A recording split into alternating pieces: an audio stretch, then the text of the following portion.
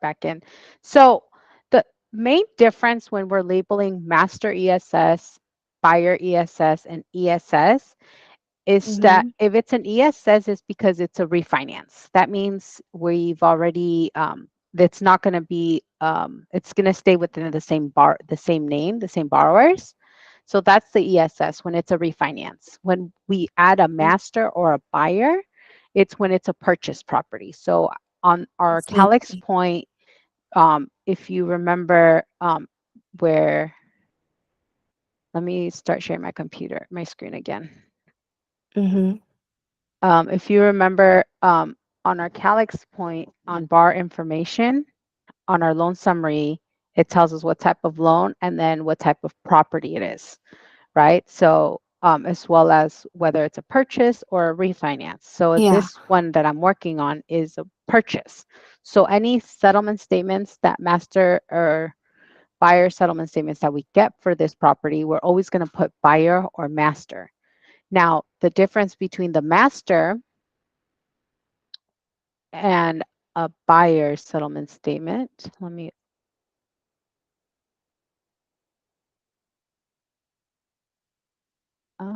actually pull up the same one so that way you can see.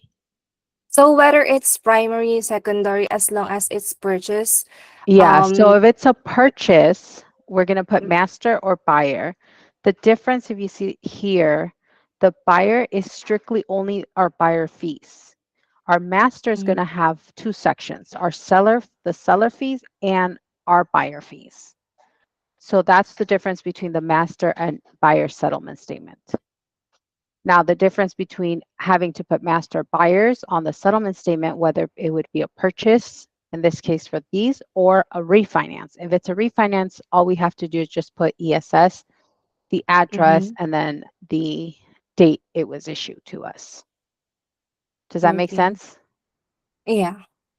Yeah, so whenever you see any settlement statement that has two sections with the seller and buyer, it's always going to be master. Now, I don't know if we've already sent you to update a final settlement statement. We also have, so the final settlement statement is going to be the same thing. We're going to have a master and we're going to have the buyer.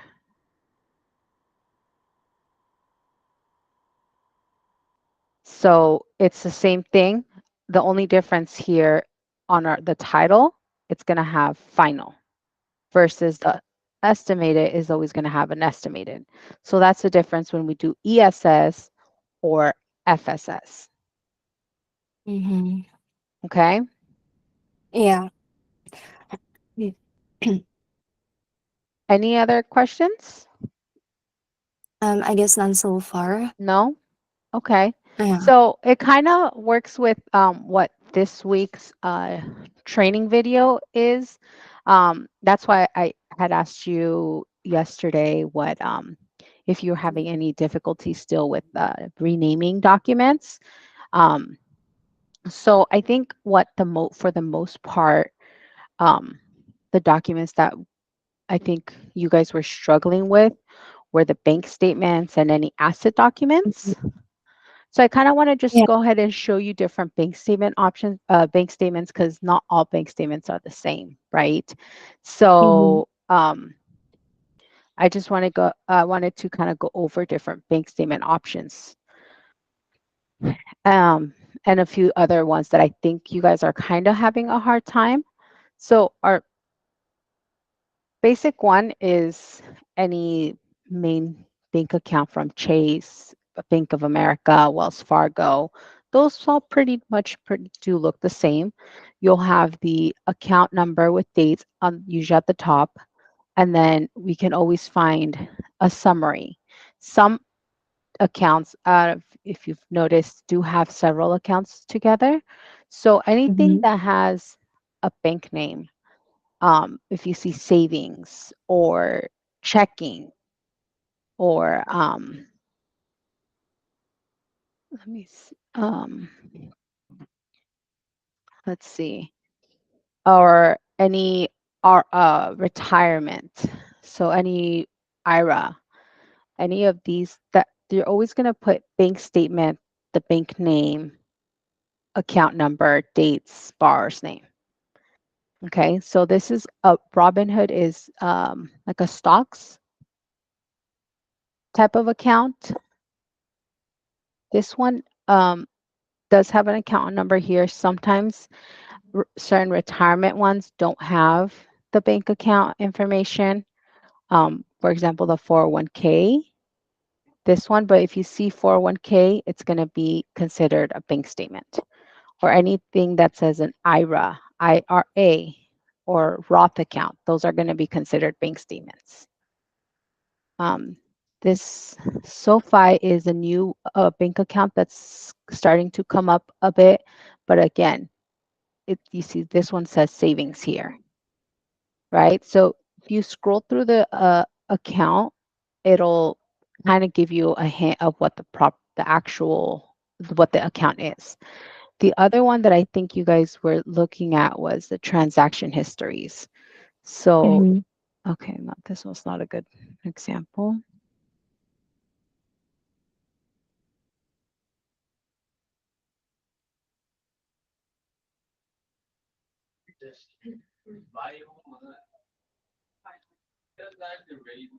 As you said before about the combined account, we can actually separate the accounts, right? Yeah, so when you label it, if it's combined together, you want to label, so it'll be bank statement, the Wells Fargo, and then just put the last four of all the accounts on the same one. So this, for example, this transaction history, um, it doesn't look like the Wells Fargo bank account that we saw earlier. It looks different, right? But if you see, it does say saving here. It does have an account number. Anything that's shows routing, it's most likely going to be considered a bank account. So this transaction history, it pretty much just shows all the transactions they did, whether they took money out, they transferred money, everything. This one is a quite short transaction history, um, but it can be pretty. This one can be pretty big. Usually, can be between 5 to 10 pages sometimes. But you'll see the Mm-hmm. different, um, I guess, the money being moved around. Okay, let me see if I can find another one that has the different accounts.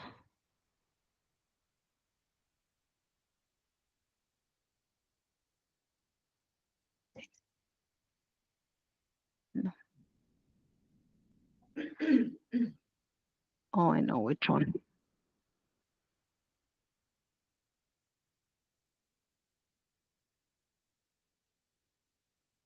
So, for example, this one, they have this account here, but if you see this, it's several different accounts that they have. So the way this is named, it has the bank statement. It should have been Wells Fargo, and then it separates each account that's within this statement here. And then let me see if I can find, there was another one that I wanted to go over. Do you have any questions with the bank statements before I move forward?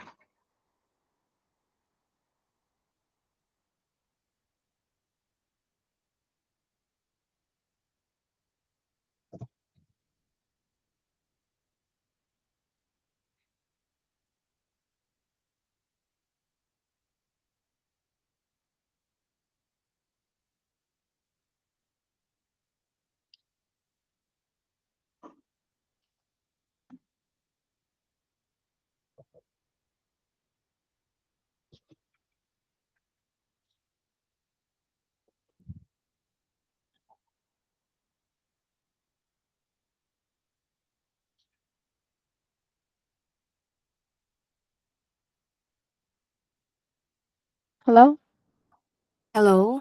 Joanna? Yeah, hello. Okay, you back? Okay. I'm sorry. Do I you got have any disconnected again. questions? It's I do okay. Do you have any apologize. questions for the bank statements before I move forward?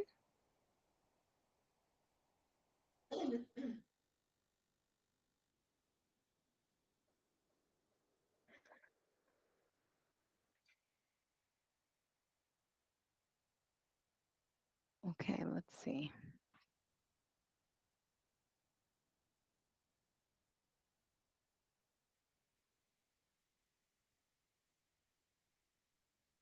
Hello? Hello, Joanna?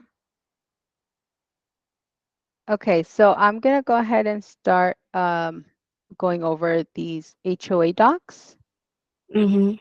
Um, so these HOA docs, we have to request them when we are working on a condominium or well, mostly for condominiums.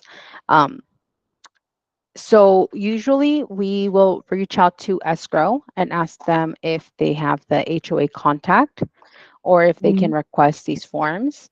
Um, More importantly, the reason why we need the HOA contact is so that we can request this condo questionnaire. Depending on the or where we're submitting it, it'll look different, but we do need to get this questionnaire filled out from HOA management company, or if they have a specific person from the HOA, they will complete this questionnaire.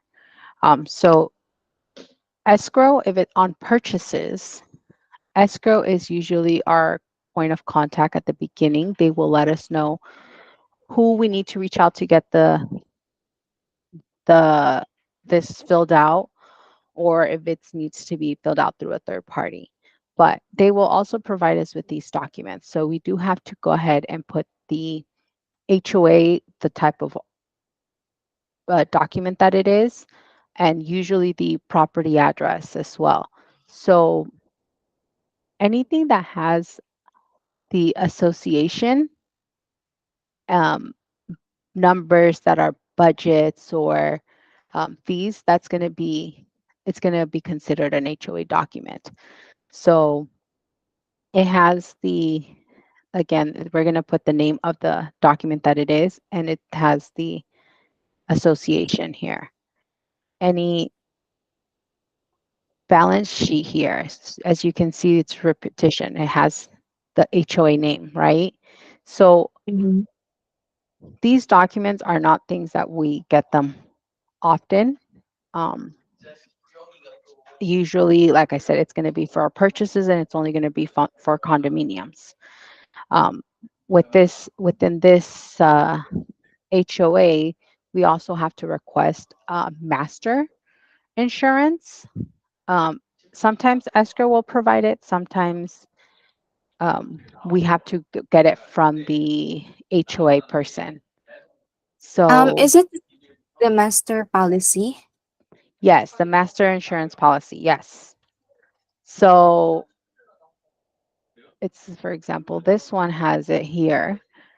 For this one, if we do get it, we also have to request it to have the loss pay updated, like we do with the regular insurance binders that we request. So for condominiums, we have to get both insurance policies, this master policy and the regular policy from the borrower. So you know how we've requested quotes and then we have you bind it? For condominiums, we have to request for this one to have the loss pay updated as well.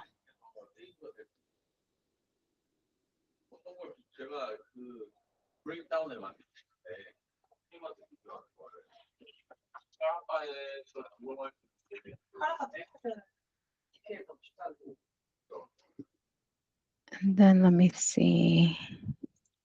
인컴이 되나요, 일단?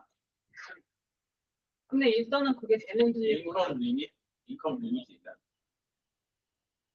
카라파니까 인컴이 되겠지. 그걸 우리랑 같진 않을 거 아니에요. 어떠라인 가드라인 저게 카라파는 다 동일한 거예요. 인컴이. 아니요. 일본이랑 약간 다른 걸로 알고 있어요. 근데 그게 아직 받은 게 아니에요. 영주권이니까 된 게 아니잖아. 된 게 아니죠. 그러면 우리도 렌더한테 물어보고 받는 게 낫잖아요.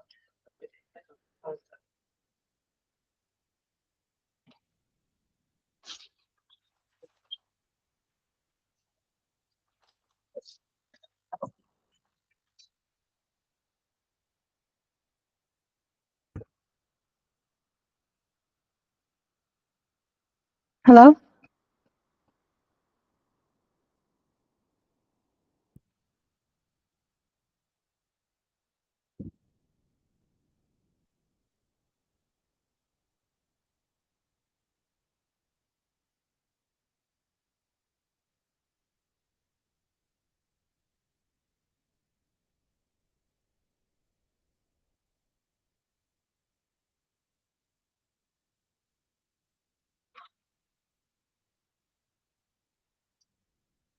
What is RCE? So this RCE is going to be what we call the replacement cost estimator. So this one, we request it from the insurance agent when it's a single family home.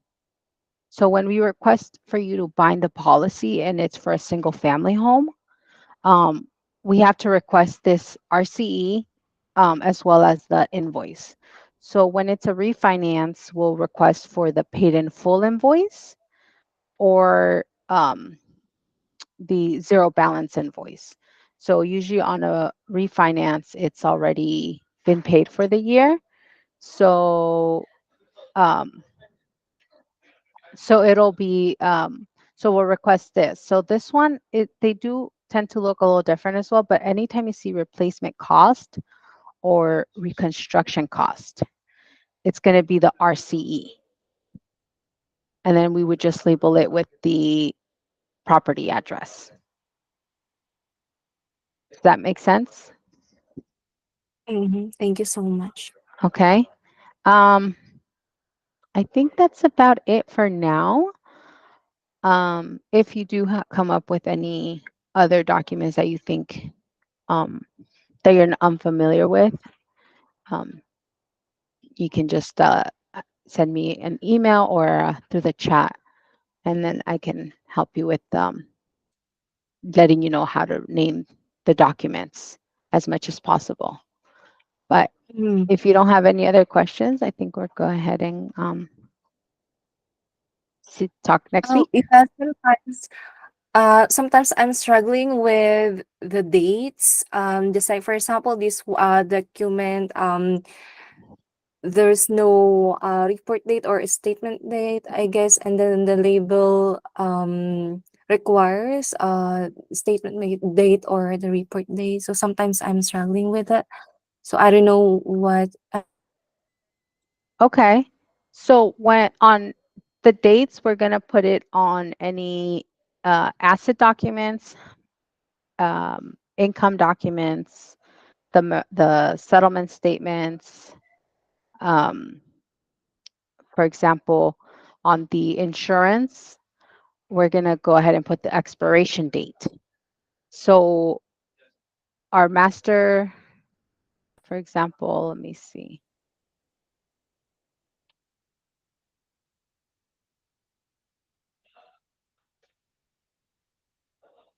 So for example, this insurance policy that we had updated, it's going to be the EOI, property address, and then the expiration date. So this expires July 10th of 2025. Our settlement statements is going to be the issue date. So Mm. on the settlement statements,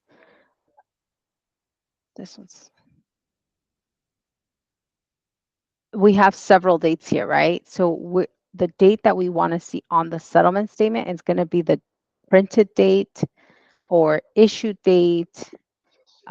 That's so that we know when this was created. So as you can see, this closing date, this is the date we're estimated to close this file. So we have to go ahead and put this date that it was when we received this settlement statement. On the pay stubs,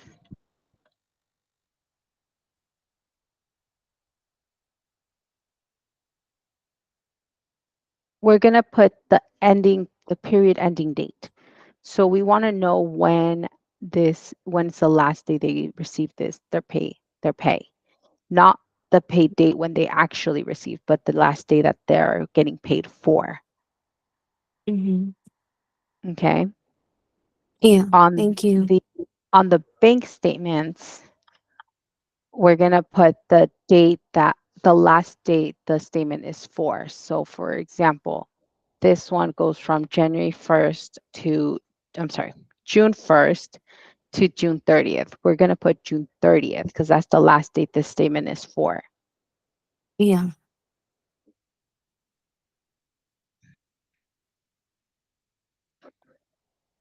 Any other questions?